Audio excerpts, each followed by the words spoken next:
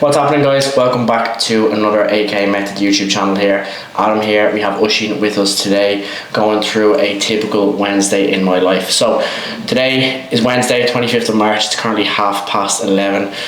So this morning we have gone through pretty much my full round of check-ins, a couple more to get through at some stage today. We're going to bring Oisín along to the HQ with us to do a delts and arms session. Going to bring us through a couple of talking points about that. But before we go there, I put out a questions box yesterday on my social media, so I'm going to go through a couple of these questions now, a few talking points, a few things that are worth discussing for hopefully all of your benefit. So the first question that I was asked, and again important context here, is this was asked by a client of mine who's also a coach themselves, and they asked a question about how to have a hard conversation with a client who is not adhering to a plan. So as a coach, these are conversations you have to get comfortable with being with the uncomfortable situations. They're conversations you have to have every now and then, of course. And a lot of the time what I try and do with these people, when I'm on a consultation call with someone who's considering joining or getting a little bit of information about the coaching process, I will very often take and save notes from that call. I'll take down what their motives are, what the reason for booking the call was, what their goals are over the next while, what's kind of triggering them to actually reach out and ask for help, which is a brave thing to do in the first place. And very often if I feel like someone is not adhering to the plan to the level that they could be, more importantly, you'll very often find yourself circling back to what their underlying motivation is. So, a lot of the time it takes a little bit of honesty to say to people that this is not for me. This isn't, you are not on board this coaching program to help me. I'm here to help you. I'm here to design a plan for you. And if that isn't going to be adhered to, or there's not going to be a level of effort put in there to get you where you want to be, there's only so much you can do. The phrase, of course, bring a horse to water but can't make it drink, comes to mind. So very often you have to remind people of why they reached out in the first place, what their motives were, what their issues were when they jumped on board. And a lot of the time when people sit there and take a little bit of a bird's eye view on their own life and they realize kind of why they're here, why they reached out for help in the first place, it very often leads to them saying, you know what, you're probably right, and there probably does need to be a bit of a turnaround here. And honesty in these situations is always the best for people. There's no point in dragging people on. You've very often heard myself and the other lads here say that we're not here to blow smoke up people's hearts. We're here to be as honest as possible and just not drop your pen on the floor. We're here to be as honest as possible and get as much results as possible for people. And if someone doesn't want to adhere to that, very often there's not a huge amount you can do apart from have the honest conversation with them, explain that you're only here and being this level of harsh on them for their own benefit. So a very good question, and something that is a skill I think you have to develop to be able to have these conversations with people. It's not the most comfortable one sometimes, but it is one that will work if you're speaking to the right person and if you approach it from the right place. So next, someone asked, which is an interesting one, about my 2026 goals, which I won't show them all. But as you can see, so this is my journal, which I keep everything written in what I have to do day by day. So I take notes on important things. And at the front, I won't show them all here because they're all a little bit personal. But at the front here, I have my list of 2026 goals. And it's there in my diary because I see it every day. It's the first page that I open up on every day. And it does remind me where I need to be, what I need to do every single day to get there. A couple of things that I'm comfortable with sharing about is definitely something that I have written down this year is to take on another course, which might be the best for my mental health and my time, but it's something that I definitely want to do. Myself and the lads really believe in reinvesting into your own education and trying to learn as much as possible to be able to relay that information to people to help a wider range of people. So that's definitely a goal I have for this year. Obviously, we have at AK, we have specific, numbers and business goals to hit and stuff like that. But one of the main ones that I highlighted was that one to go and take on another course, to take on another form of education, because I feel like it's very important to take that effort to learn something new, to expand your horizon, to broaden your education and be able to help a little bit more people. So I'm unsure exactly what that's going to be yet. I'm kind of at the moment caught between a biomechanics course and a performance nutrition course. thinking the performance nutrition might be a little bit more up my alleyway, but we'll see. We'll cross that bridge when we get to it. But I will be taking on another course this year once I get through my current one, and that will hopefully be another two courses completed this year.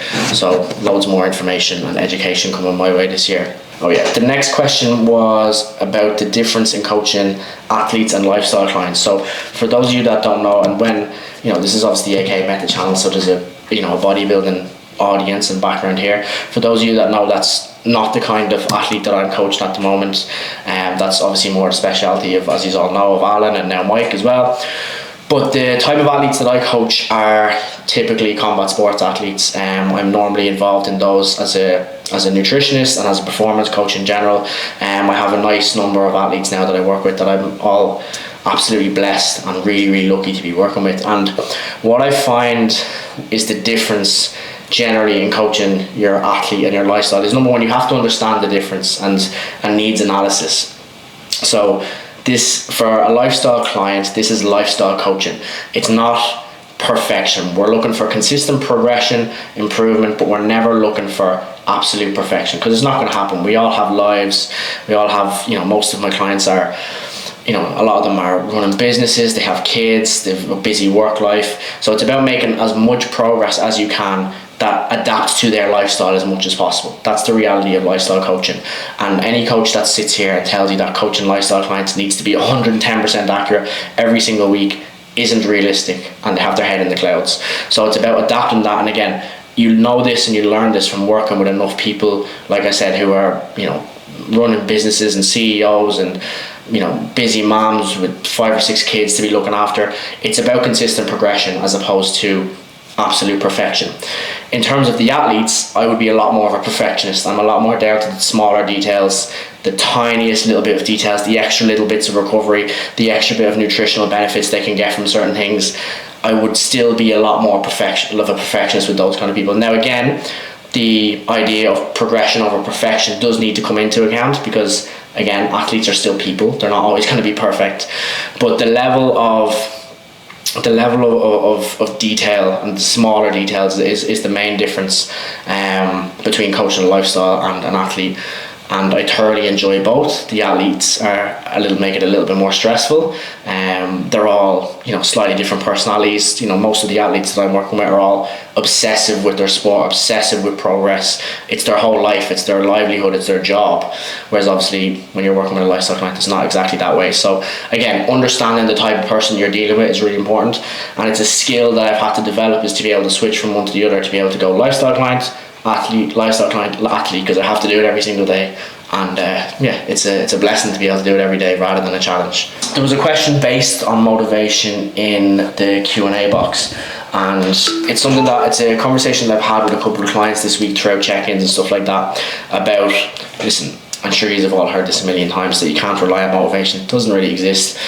If we relied on motivation to get us through things, I wouldn't be sat here right now. Oisin wouldn't be in my fucking house filming me for a YouTube video. I wouldn't be doing check-ins every single day.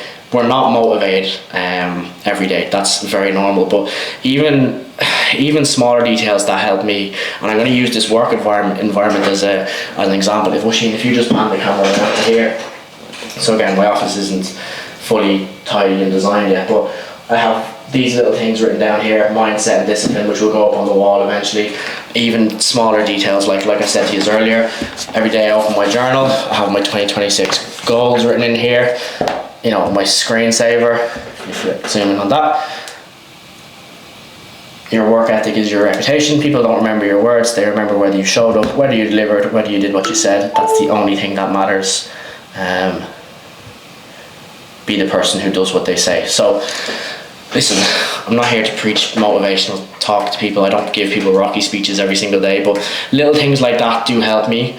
This is my work environment where I spend 99% of my time. I sit in here, and it would be hard for me not to feel motivated and not to feel like I have more to give when I'm reading things like that every single day, every time I sit down in here. So I do kind of advise people to make little notes for themselves, write down little goals that they're looking at every single day, whether it's, whiteboards in kitchens is a good one. I've seen that when people are making their breakfast in the morning, they're looking at their whiteboard of their upcoming goals. And even if it's the smallest things throughout the week, like, get my 4 training sessions in, or like I said earlier with the type of individuals I'm coaching, these people, busy people aren't motivated every day. They're not successful people aren't motivated every day. These, like I coach directors and business owners and stuff like that. Do you really think they're motivated every day to get up and prepare their meals, come to the gym and see and listen to me for an hour, and then go and do 5 or 6 meetings back to back? Of course they're not motivated for that, but they get up and do it anyway because they understand that is the long-term benefit for them, and they've made the promise to themselves. So it's something that we can't rely on. I didn't get here, and I won't get to where I'm going to go based purely on motivation. It's not here every single day, but I do find having little reminders like that. I see my 2026 goals everywhere I go. This is my screensaver every time I open my phone. It's impossible for me not to feel that little bit of push or have that drive and that work ethic when I'm forcing it down my own throat every single day. So that's one thing I would advise for you all. Make little notes for yourself, leave it out so you can see it, and you can't rely on it every single day. You have to have a bit of structured discipline. That is enough motivational talk for this morning. We are going to go downstairs, prepare our workout drink, our electrolytes, our water.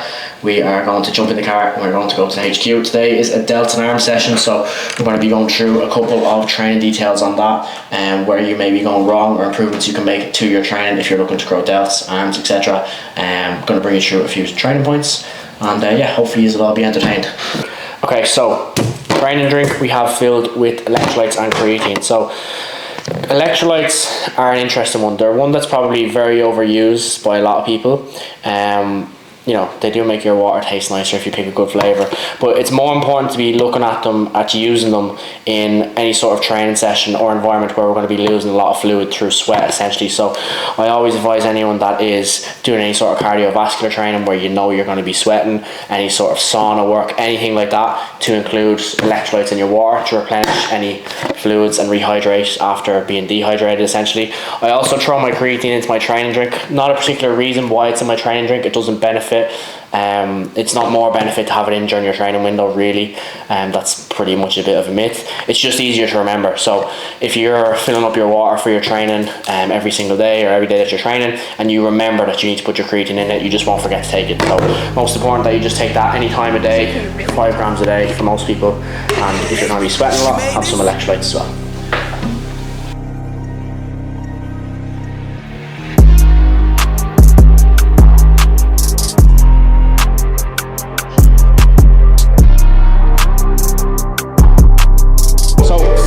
Movement of the session is our overhead machine press. So we did 3 sets on the lateral raise machine before coming over here. Just get plenty of blood in and around the shoulder joints, get ourselves a little bit warm. We have 2 heavy sets here, 6 to 10 reps. So again, we'll add in a few warm-up sets, probably 2 or 3 warm-up sets here. So important for your first heavy movement, especially if it's a heavy press, heavy pull, heavy squat, whatever. Add in a couple of warm-up sets. Give yourself every chance possible to avoid injury. Warm up those joints, warm up the tissues you're using, and then push for your working set.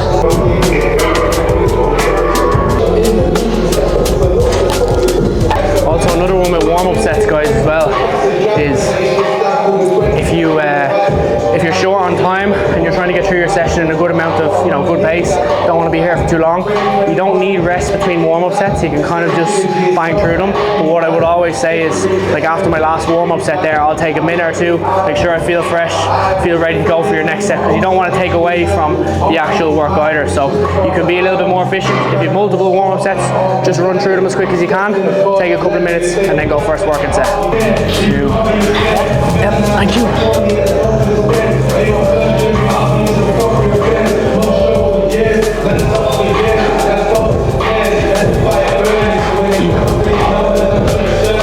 First top set done, 1 more in the same range, 6 to 10 rep range, and then we move on.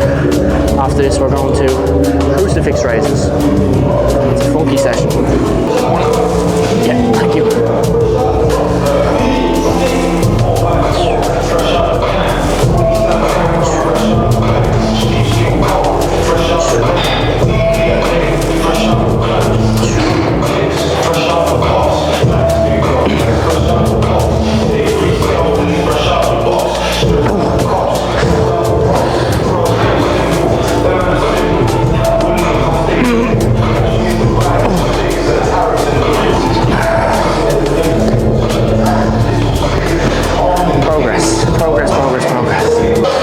So really important on any kind of overhead press like this is about the control on the way down. So I'm very particular on stuff like this. You'll know throughout my sets as best as I can. Everything on the way down with these reps is slow, controlled, let me start again. Good. Okay, so really important on any kind of overhead press like this is the control on the way down. So you'll know every single rep that I did is under my control to the best of my abilities on the way down for each rep.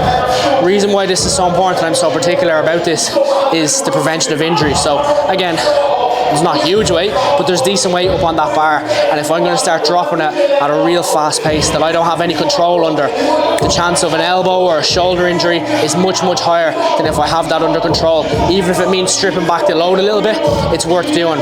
Other side of things as well is, particularly with anything like this kind of shoulder press or any exercise that's in a vertical plane of motion, aka something that comes up and down, squat, overhead press, etc.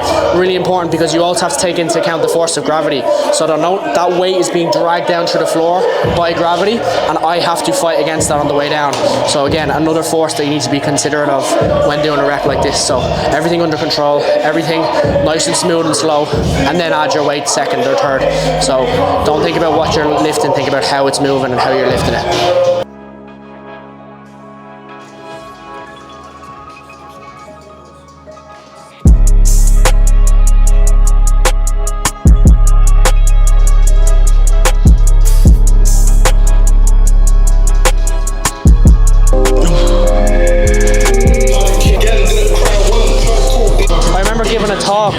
This is 3 or 4 years ago to the local boxing club that I used to fight with in Kildare town, to all the fighters about taking creatine, and they're anywhere from the age of 12 to 20, say, right? And I remember giving a talk to them about the importance of creatine, what it does for you, the research into brain health, everything, help reduce long-term effects of concussion, and they were all looking at me like, and am I going to pass a drugs test?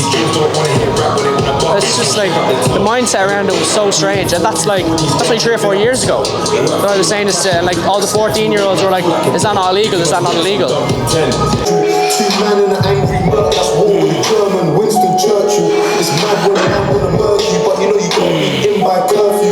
And I see a lot. Okay, so on the topic of our side raises, lateral raises, training our side delts. So big issue I see very commonly is you'll see a lot of trap involvement when people are doing side delts, right? So whether it's dumbbell, cable, anything like that, you'll see a lot of this motion where this shoulder comes up towards the ear too much. So essentially you'll see a shrug, right?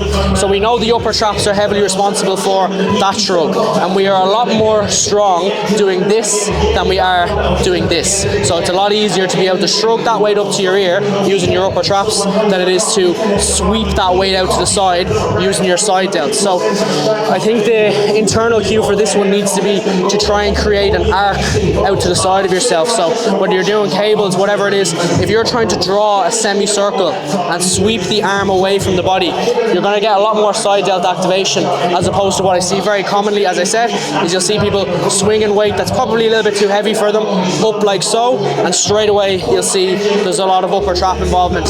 So you're not going to get the development through the side delts that you want. So I think the internal cue for this one needs to be a sweep out to the side, try and create an arc out to the side, like almost as if you're drawing a semicircle. Try and keep that shoulder not locked down, that's not correct either, but try and keep it so it's not coming up towards the ear, because then effectively you're just contracting through your upper traps, therefore no side delt development.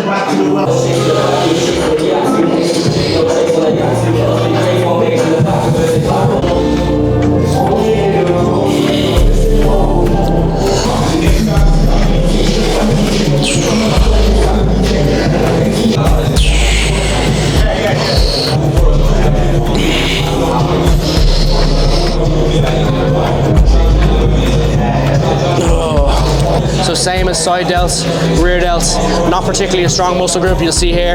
Don't laugh, but the weight's not heavy. Same with a lateral raise. You know, they're not, your rear delt and your medial delt aren't tissues that are going to be moving huge weight. It's just not really possible. They're small fibers, but they still need volume, they still need training. So one thing I was going to talk to you about, Oisin, why do we train rear delts? Why is it so important? Because a lot of people see it as just kind of, you know, something to not really focus on, or something to not put too much attention into. again, a lot of the people I'm coaching now will be people working busy office jobs, driving from meetings across the country. They're sitting in a forward position all day. They're sitting over their desk, they're sitting on their phone, they're sitting driving on the way to a meeting, on the way to work, whatever it is. So there's a lot of pressure going through the front delt. There's no activation or training for their side delt, or their rear delt, sorry, or side delts. So really important from a posture perspective, and really important from a balance perspective, that we train our rear delts often and efficiently. So very rarely will I let someone come in here and train for a week and not have some good volume for their rear delts. In terms of the execution for this, one little cue I like to have, so again, difference in a rear delt fly and an upper back fly, or like for your mid traps, is the hand position. So if I turn my hands this way, we're going to go more upper back. Turn the hands this way, we're going to go more rear delts. The other cue I like to have is about covering distance in front of you. So if you imagine that the palm of your hand is covered in paint and you're trying to create the biggest arc of paint on the floor that you can. So I'm trying to sweep all the way around here, make a big long arc, cover as much ground as possible, and then a hard contraction at the back, again, whilst keeping my palms facing down. Add this into your training, really important from a posture perspective, shoulder health perspective. There's no downside to it, just get them done. Carry an AKA up a hill. Driving.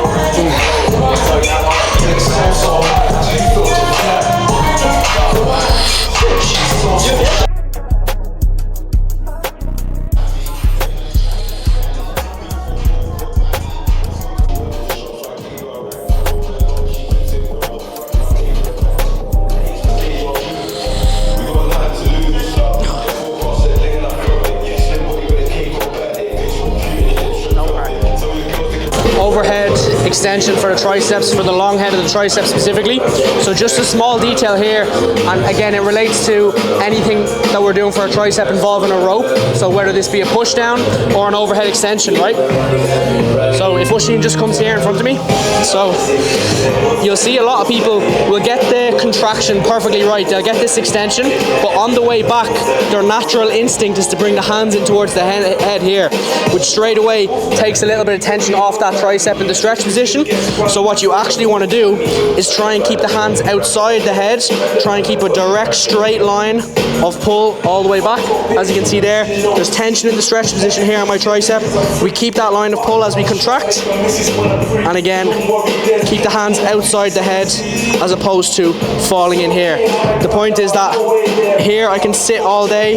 It's a lot easier when the hands are closer to the head. As soon as you extend them out, you'll feel a little bit more tricep activation. So the point is almost coming over your head like a shell position. Get a little bit more stretch on your tricep. Same principle applies for a push down. If you're doing any sort of push down, try and keep a gap between the hands. So when you're extending down, we don't want to bring them back up to here. Again, tension comes off the tricep as it lengthens. So keep a little bit of a gap between your hands, whether you're doing an overhead or a push down.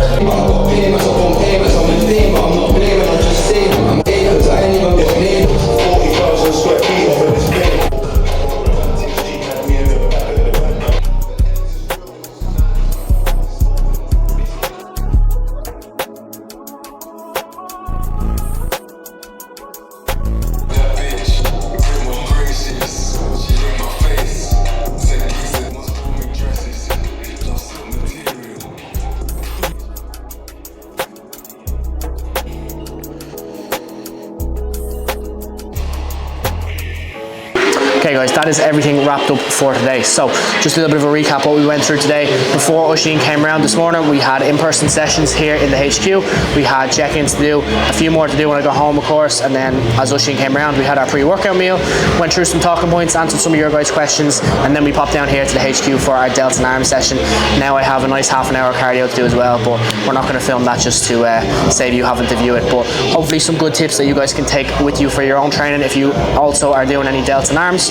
And yeah, hopefully you found this video useful. Hopefully you found some good information, a little bit of motivational talk, a little bit of a background into kind of what I'm doing on a day-to-day basis. I'm very much considering the next YouTube video maybe bringing Oisín along to some sort of something to do with the fighters or the athletes, perhaps to a weigh-in or a fight night, or else a day where we go and watch the guys perform or spar. So I'm kind of looking to branch this out a little bit as well. So any feedback on any of that from you would be very much appreciated. Again, hope you found this useful, hope you found this enjoyable, and yeah, catch you guys on the next one.